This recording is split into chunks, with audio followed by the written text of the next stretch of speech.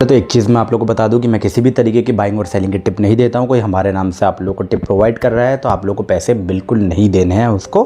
Free of cost हमारा course तो भाई डिस्क्रिप्शन में पड़ा हुआ है, तो यूट्यूब पे जाकर के आप चेकआउट कर सकते हो। अब देखो दोस्तों, सुज़लॉन ने अभी एक ऐसी अनाउंसमेंट की है भाई, एक ऐसी अनाउंसमेंट की है जिसे ना भाई मार्केट अभी शायद पूरी तरीके से समझ नहीं रहा है।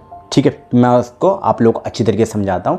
कंपनी कह रही है कि अगले 6 महीने में 1.3 गीगावाट की आंध्र प्रदेश की विंड राइट्स मोनेटाइज हो सकते हैं।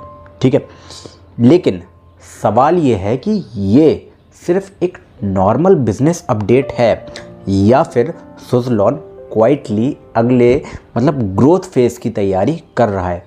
आज शेयर ने करीब 6.5% का उछाल दिया है। आप पिछले वीडियो में जाकर के चेकआउट कर सकते हो। देखो इंटरेस्टिंग बात क्या है, इंटरेस्टिंग बात ये है कि भाई न्यूज़ के अंदर ना आंध्र प्रदेश गवर्नमेंट जो है इनके EPC order, renewable energy transmission और इंडिया की फ्यूचर पावर की जो डिमांड है, सब के सब एक दूसरे से कनेक्टेड है, जो कि बहुत अच्छी बात है भाई। अब पार्ट 1 कि भाई असली में हुआ क्या है, मैं आप लोगों को सबसे पहले तो समझाता हूँ। ये सबसे पहले तो सिंपल लैंग्वेज में अपन लोग ये समझते हैं कि भाई सुज़लॉन के पास आंध्र प्रदेश में 2.1 गीगावाट की विंड डेवलपमेंट की राइट्स हैं। ठीक है, ये बहुत अच्छी खबर है कंपनी के लिए। ये राइट्स कंपनी ने को 2015 में मिली थी, है ना। अब इसको और आसान भाषा में बताता हूँ। देखो यार, डेवलपमेंट राइट्स का मतलब क्या है, सबसे पहले तो ये समझो। मतलब ये है कि उस एरिया में रिन्यूएबल के जो प्रोजेक्ट्स हैं उनको डेवलप करने का अधिकार है इस कंपनी के पास में। ठीक है, अब अभी क्या अपडेट आई है, अभी ये अपडेट आई है कि कंपनी ने ये कहा है कि 1.3 गीगावाट के जो राइट्स है ना, 6 महीने में उनको मोनेटाइज कर सकते हैं ये लोग। ठीक है, तो लेकिन यार एक चीज़ ना, लेकिन मोनेटाइज शब्द सुन करके बहुत लोग थोड़े से कंफ्यूज हो जाते हैं, तो मैं इसको थोड़ा सा आपको क्लियर करता हूँ अच्छे तरीके से। मोनेटाइजेशन को अगर मैं और अच्छी तरीके से एक्सप्लेन करूँ तो भाई समझो कि भाई सिंपल लैंग्वेज में, है ना, सुज़लॉन इन प्रोजेक्ट्स को बेच सकती है, पार्टनर कर सकती है, ईपीसी कॉन्ट्रैक्ट्स में कन्वर्ट कर सकती है। ठीक है, फ्यूचर रेवेन्यू में बदल सकती है, सिंपल भाषा में, समझे। ठीक है, अब ये चीज़ ना इतनी ज़्यादा इम्पॉर्टेंट क्यों है, सुनो भाई, एक बात सुनो। सबसे इम्पॉर्टेंट बात है, सबसे पहले तो 1.3 गीगावाट छोटा नंबर नहीं है, ये चीज़ समझो, है ना। मैं इलेक्ट्रिकल इंजीनियर इसलिए बता रहा हूँ। एक देखो, इंडिया में ना कोई लिस्ट रिन्यूएबल एनर्जी कंपनीज़ का टोटल ऑपरेशनल कैपेसिटी भी इससे कम होता है। कई लिस्टेड की बात कर रहा हूँ मैं। ठीक है, यानी कि आप लोग अगर सोच करके देखो, एक बार इमेजिन करो, है ना, इमेजिन करके देखो कि हज़ारों एकड़ में जाइंट विंड टर्बाइंस जो हैं वो घूम रही हैं। ठीक है, ट्रांसमिशन लाइन्स हैं। ठीक है, उसके बाद हो गया आपका सबस्टेशंस लगे हुए हैं, और पूरा रिन्यूएबल का जो इकोसिस्टम है वो बिल्ड हो रहा है, और ये कौन करवा रहा है, सुज़लॉन करवा रहा है। तो भाई सोचो कितना बड़ा है। ठीक है, ईपीसी शिफ्ट की बात करते हैं अपन, है ना। असली स्टोरी यहाँ पर हिडन है, ये आप लोग समझो कि ईपीसी, मैं आप लोगों को थोड़ा सा अच्छी तरीके से समझाता हूँ। सुज़लॉन के जो मैनेजमेंट ने अर्निंग्स में क्या बोला है, इस बार की अर्निंग्स में ये बोला है कि भाई यूटिलिटीज़ अब स्प्लिट कॉन्ट्रैक्ट्स छोड़ करके टर्की ईपीसी मॉडल की तरफ शिफ्ट होगी। ठीक है, टर्की ईपीसी मॉडल की तरफ शिफ्ट होगी। अब इसको थोड़ा सा और अच्छी तरीके से समझाता हूँ, मुझे पता समझ में नहीं आएगा। पहले क्या होता था, देखो पहले ये होता था कि एक कंपनी टरबाइन देती थी, दूसरी इंस्टॉलेशन देती थी, है ना, और तीसरी क्या हो गया, ट्रांसमिशन संभालती थी। ठीक है, इस सब का रिजल्ट क्या होता था, डिले हो गया। ठीक है, कंडीशनल इश्यूज़ हो गए किसी कंपनी के, है ना, कॉस्ट के ओवरड्यूज हो गए किसी कंपनी के, तो अलग अलग इश्यूज़ आ जाते थे। इस कारण से प्रोजेक्ट और डिले हो जाता था। इंडिया के जो प्रोजेक्ट की अनाउंसमेंट जो है ना वो जल्दी होती है, लेकिन एग्जीक्यूशन में सालों लग जाते हैं। राइट, अपन ने भी देखा है गवर्नमेंट कितना अनाउंस करती है, एग्जीक्यूशन में टाइम लगता है। अब टर्की की ईपीसी मेकिंग क्या है ना, यूटिलिटीज़ चाहती हैं कि भाई एक ही कंपनी सब संभाले। कौन कर रहा है, सुज़लॉन कर रहा है। डिज़ाइन, है ना, प्रिक्योरमेंट, कंस्ट्रक्शन, इंस्टॉलेशन, उसके बाद मेंटेनेंस, कमीशनिंग, सारी चीज़ें कौन संभालता है, सुज़लॉन। सबका मतलब बहुत अच्छी चीज़ है कि सुज़लॉन सब चीज़ें प्रोवाइड करता है। ठीक है, सुज़लॉन के लिए ये चीज़ ना मैसिव अपॉर्चुनिटी हो सकती है, मैसिव अपॉर्चुनिटी। ठीक है, इनके पास ऑर्डर पहले से है, बस इनको मोनेटाइज करना है।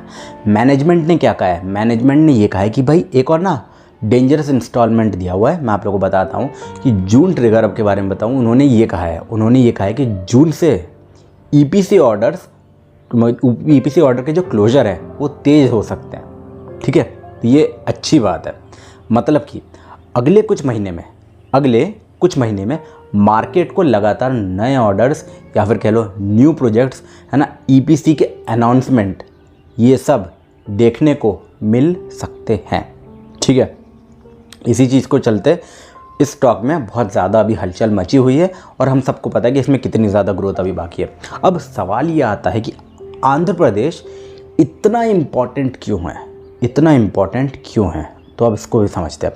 रिन्यूएबल का सबसे पहले तो पोटेंशियल समझो, क्योंकि आंध्रा में विंड का पोटेंशियल, सोलार का पोटेंशियल और उसके बाद हो गया कोस्टल का एडवांटेज की वजह से इंडिया का यानी कि भारत देश का सबसे बड़ा रिन्यूएबल हब में से एक बन सकता है क्या, आंध्र प्रदेश।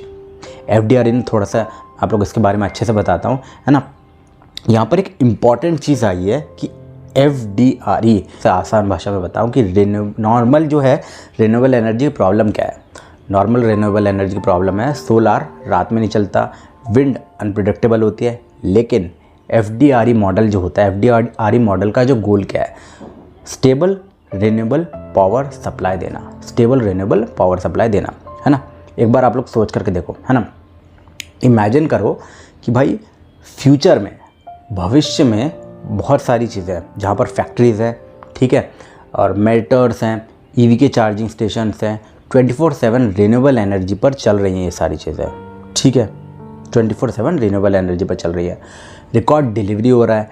ठीक है, अब रियल एग्जीक्यूशन हो रहा है इन सब चीज़ों का। अब सबसे इम्पॉर्टेंट चीज़ क्या, सुज़लॉन सिर्फ अनाउंसमेंट नहीं कर रहा है, राइट। सुज़लॉन बहुत तेज़ी से एग्जीक्यूशन कर रहा है, इसके रिजल्ट में देखने को मिल रहा है। ठीक है, FY26 में 2456 इसने अनाउंस किया है और Q4 के 830 मेगावाट का इन लोगों ने प्रोक्योर किया हुआ है, राइट। तो ये बहुत ज़्यादा अच्छी खबर है अपन लोगों के लिए। और डिलीवरी की अगर अपन लोग बात करें तो ये भी अच्छी खासी खबर है अपन लोगों के लिए। ठीक है, पर स्टॉक मार्केट प्रॉमिसेस पर नहीं चलता है, एग्जीक्यूशन पर चलता है। मैं हमेशा कहता हूँ, है ना, एग्जीक्यूशन पर आप लोगों को रिवॉर्ड देखने को मिलेगा। एग्जीक्यूशन कितना करते हैं वो भविष्य बताएगा। ठीक है, सबसे बुलिश पॉइंट यहाँ पर क्या है कि भाई ऑर्डर बुक जो है, ऑर्डर बुक बहुत ज़्यादा स्ट्रांग होती जा रही है कंपनी का ऑर्डर बुक 5.9 गीगावाट है।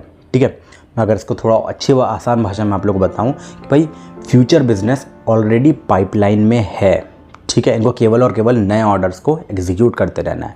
ऑलरेडी लाइन में बहुत सारे ऑर्डर्स इनके लगे हुए हैं और ये करते भी जा रहे हैं उनको एग्जीक्यूट टाइम के हिसाब से। ठीक है, कस्टमर्स की लंबी लाइन मतलब ऐसा समझो इनकी दुकान पर ऑलरेडी है। ठीक है, अब प्रॉब्लम जो है ना, कस्टमर्स ढूंढना तो बचा ही नहीं है। प्रॉब्लम क्या है कि भाई कितनी तेज़ी से कस्टमर को सर्व कर सकते हो, राइट। जैसे कि मेरी दुकान है, मेरी दुकान में बहुत लंबी लाइन लगी है, जल्दी जल्दी मुझे वड़ा पाव बना के देते जाना है। ठीक है, अब लेकिन बात क्या आती है, बात ये आती है कि भाई जो यूट्यूब वाले अक्सर आप लोगों को नहीं बताते वो चीज़ मैं आप लोगों को बताऊंगा। क्या, रिन्यूएबल का रिस्क। यानी कि देखो, जैसे विंड एनर्जी का बिजनेस हो गया, ठीक है, ये चीज़ सिंपल नहीं है। सबसे पहले तो ये समझो, है ना, इसमें बहुत सारी रिस्क भी है।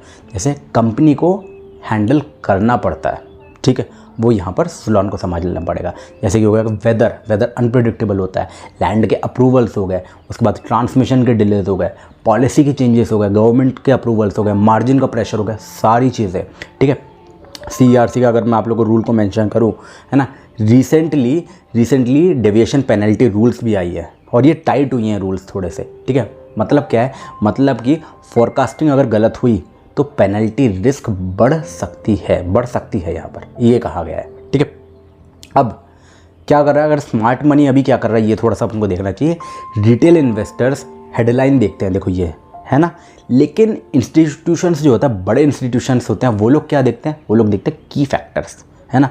यानी कि EPC के मार्जिन्स हो गए, ठीक है, मोनेटाइजेशन की स्पीड हो गई और हो गया आपका ऑर्डर एग्जीक्यूशन हो गए, ठीक है, कैश फ्लो हो गया, ठीक है, उसके बाद रिन्यूएबल की पॉलिसीज़ हो गई, ठीक है, उसके बाद सपोर्ट हो गया। ठीक है, ये सारी चीज़ें इंपॉर्टेंट होती है ना। अब सुज़लॉन एक इंटरेस्टिंग स्टेज पर, बहुत ज़्यादा इंटरेस्टिंग स्टेज पर खड़ी हुई है ना। ये सिर्फ और सिर्फ टरबाइन मैन्युफैक्चरिंग नहीं कर रही है, इनको मेंटेन भी कर रही है और बहुत बड़े बड़े ऑर्डर्स ले रही है। ठीक है, कंप्लीट रिन्यूएबल एनर्जी ईपीसी की जाइंट बनने की इसकी कोशिश चल रही है एंड ये पूरा पूरा उस पाथ पे खड़ी हुई है, राइट। अगर आंध्रा मोनेटाइजेशन जो इन लोगों ने कहा हुआ है ये सक्सेसफुल कर डाला तो ईपीसी के ऑर्डर तेज़ी से आएंगे, है ना। एग्जीक्यूशन इन लोगों का स्ट्रांग हुआ, ठीक है, तो सुज़लॉन अगले कुछ सालों में रिन्यूएबल एनर्जी सेक्टर का सबसे पावरफुल टर्न अराउंड बन जाएगा। ठीक है, इसमें कोई भी शक की बात तो देखो नहीं है और बिल्कुल भी नहीं है। लेकिन स्टॉक मार्केट में गुड स्टोरी होना काफ़ी नहीं होता है। ठीक है, नंबर्स डिलीवरी करने पड़ते हैं। ठीक है, तो अब देखो कितना ये लोग डिलीवरी करते हैं ये तो भाई टाइम ही बताएगा। ठीक है, आपके हिसाब से सुज़लॉन का नेक्स्ट बिग ट्रिगर क्या होगा, आप लोग कमेंट करके ज़रूर बताइए। आपने सुज़लॉन को होल्ड किया है तो किस लेवल पर होल्ड किया है ज़रूर बताइए, इससे हमको एक आइडिया मिलेगा कि भाई राइट नाउ कंपनी का सपोर्ट या रेजिस्टेंस कहाँ पर है। ऑलराइट, ऐसे ही डीप बिजनेस ब्रेकडाउन्स देखने के लिए चैनल को सब्सक्राइब कर लेना। एंड मैं फिर से कह रहा हूँ कि मैं कोई भी बाइंग और सेलिंग की टिप नहीं देता हूँ, मैं केवल न्यूज़ और डेटा के बेसिस पर आप लोगों को फैक्ट बताता हूँ। ठीक है, तो आप लोग को कभी भी इमोशंस में आकर के नहीं खरीदना है किसी स्टॉक को, क्योंकि आपके जो पैसे हैं आपके बहुत मेहनत के पैसे हैं, आपको बिना जाने बिना समझे नहीं लगाने हैं, कभी भी नहीं लगाने, किसी के भी कहने पर नहीं लगाने। हमेशा न्यूज़ देखो, 4 बार पढ़ो, 4 बार उसको समझो, उसके बाद डिसाइड करो खुद से कि आपको पैसे लगाने चाहिए या नहीं, क्योंकि आपके पैसे हैं और जिम्मेदारी आपकी होगी। ऑलराइट दोस्तों, तो आज के वीडियो में इतना ही। मैं फिर मिलूँगा कल के वीडियो में, क्योंकि मैं रोज़ इस चैनल पर एक नया वीडियो आप लोगों के लिए लेकर के आता रहता हूँ। अपन मिलेंगे कल के वीडियो में, तब तक के लिए बाय बाय, जय श्री राम, राधे राधे, हर हर महादेव दोस्तों।